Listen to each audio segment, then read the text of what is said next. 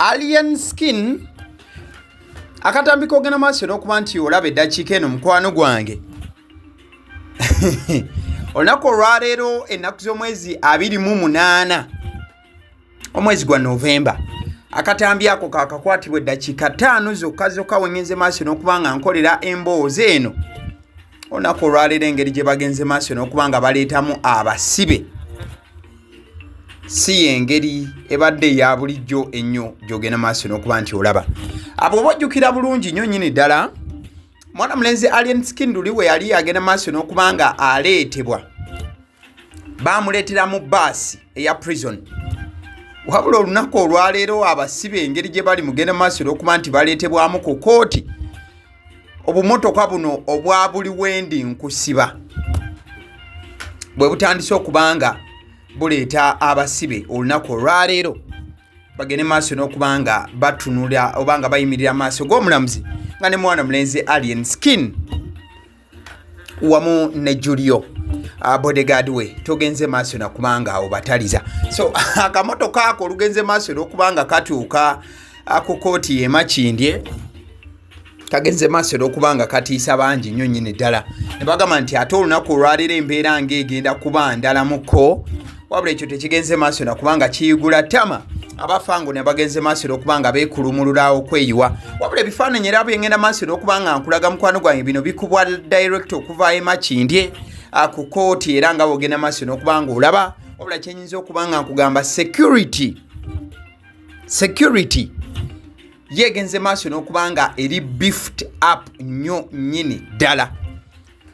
ab'amawulire kansooke nkulage ku bakyali bange ab'amawulire wano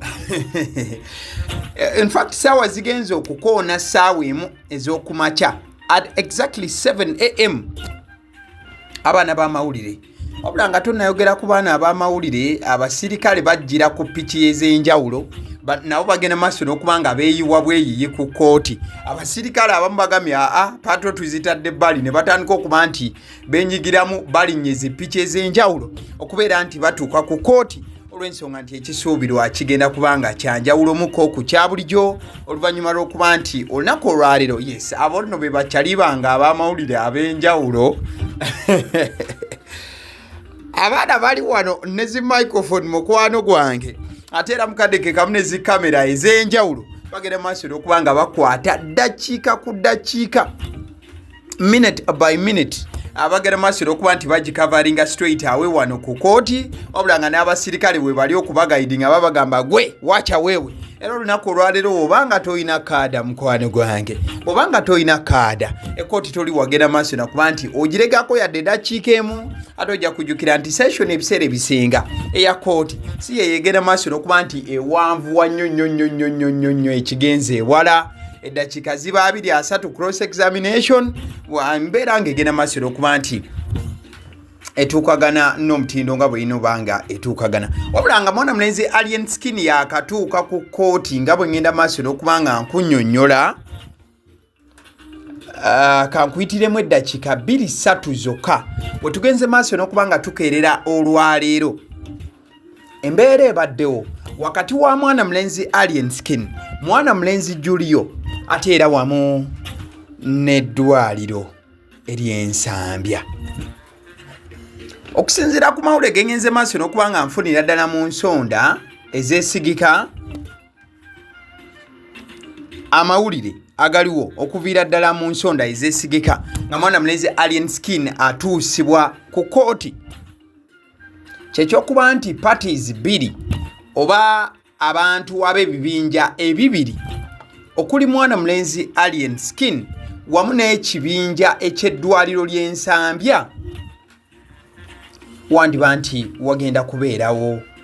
obuweerero era we tugendedde okuba nga tutuuka olunaku olwaleero nga mwana mulenzi Alien Skin atuusibwa ku kooti kyekyokuba nti Alien Skin tiimu ye oba yasindise advance team negenda maaso n'okuba nga esisinkana ttiimu ey'eddwaliro ly'ensambya bano ne batandika okuba nga bateeseganya wabula mu bimu ku bye bagenze maaso n'okuba nga bateeseganya kyekyokuba nti baagala ensonga bagenda maaso n'okuba nga baddako ebbali ebweru wa kooti bagende maaso okubanga boogera nkola ya kisajja kikulu. Mwana Mulenzi Alien Skin agende maaso okubanga ababuuza bannange wabaawo ebyali byononeddwa byali byenkana bitya, wabaawo nammwe engeri gye mwagenda maaso n'okubanga mwatukosa kyenkana ki. Kati no tugende maaso okubanga tukola addition mukadeke kamu, tugende maaso okubanga tukola ne subtraction, tugende maaso okulaba embeera. Ebimu nno ku bino byagenze maaso okubanga byatulwa omu ku b'amateeka omukulu amanyiddwa nga Patrick Onyango. Ojja kujjukira nti oyo mwogezi wa poliisi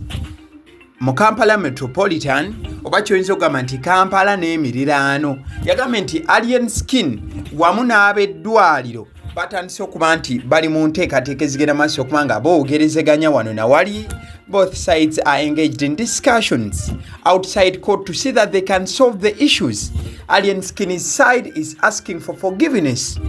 from the hospital. Bigambo bya mukulu Patrick Onyango. Yagambye nti Alien Skin wetwogerera yagenze maaso n'okubanga amenyeka oba n'agenda maaso n'okubanga agonda ne sekugonda yenna gye byakkidde ye ne Julio nga boogera maaso okuba nti olengera awo mu kifaananyi, basazeewo okuba nti baagala kusaba kisonyiwo okuva eri eddwaliro ly'Ensambya. As police, they are waiting the conclusion of the meeting to determine the next steps. Nti okusinziira ku bonga aba poliisi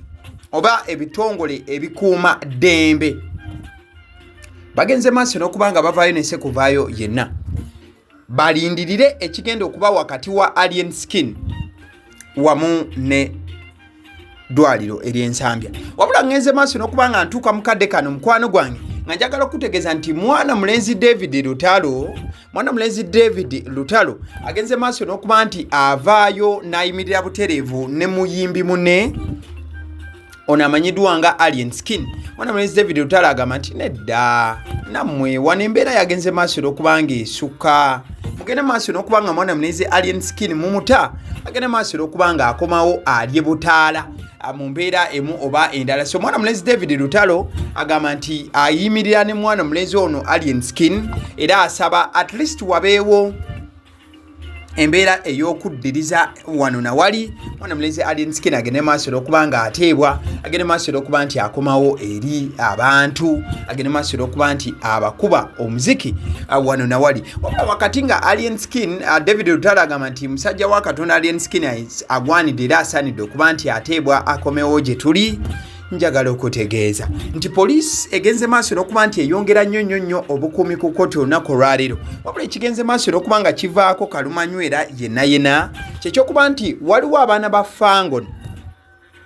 muno nga mulimu ne Mwana Mulenzi Ibrakabadia ono nga amanyiddwa bulungi nti bodyguard wa Alien Skin, ababadde bagenze maaso n'okuba nga beesoma ne sekwesoma yenna nga bagamba nti baakugenda maaso n'okuba nga bakolawo akatiisa singa omuntu waabwe anaaba tagenze maaso n'okuba nga ateebwa. Wabula ate era Abafangoni ba diehards abali ku mutima abaagala Alien Skin abasinga bagenze maaso n'okuba nga kino bakivumirira ne bagamba nti omutandika okuba nga muteekawo ekibeerabeera ekifaananako bwe kityo musobola ogenda maaso okuba nga mugaanisa omuntu waffe amanyiddwa nga Alien Skin, ogenda maaso okuba nga ate agenda maaso okuba nti eddembe ligenda maaso okuba nga limuddira mu bufu omu oba olala, ate era n'agenda maaso okuba nga akomawo eno gye tuli. Wabula era Alien Skin nga yakagenda maaso okuba nti atuusibwa ku kooti nakuza omwezi 28 omwezi gwa Novemba omwaka 2024. Njagala okutegeeza nti waliwo akatambi akalala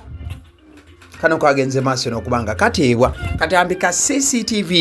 oba obutambi buno obukwatibwa zikamera zimulengera. Akatambi ako kagenze maaso n'okuba nga kongera okuba nga kalumika ttiimu ya Mwana Mulenzi Alien Skin n'okulaga nti ebyaddala ebikolwa ebyefujjo byagenda maaso n'okuba nga bikolebwa n'esekkolebwa yenna. So akatambi ako nga kamaze okuba nga kafuluma kagenze maaso n'okuba nga kaleeta ensasage naddala mu ttiimu ya Alien Skin. Abaana ba Fango ne bagamba nti ate kyo kino ani atukoze kino, ani agenze maaso n'okuba nga ajjayo akatambi kano akandi genda maaso okubanga katuleetera emizozomba wali mu kooti ng'egenze maaso okubanga etuula abasiddiyo omususuze eddoboozi liri mabega wa muzindaalo agaliwo omukutu kwogenze maaso okubanga otebenkera n'olaba sitoori eno ate nga stories endala ezifaananako bwe ziti zagenda maaso okubanga zijja kyolina ogenda maaso okubanga okola kyagenda maaso okuba nti olikinga vidiyo eno mukwano gwange ate subscribinganga kikole bambi kikole.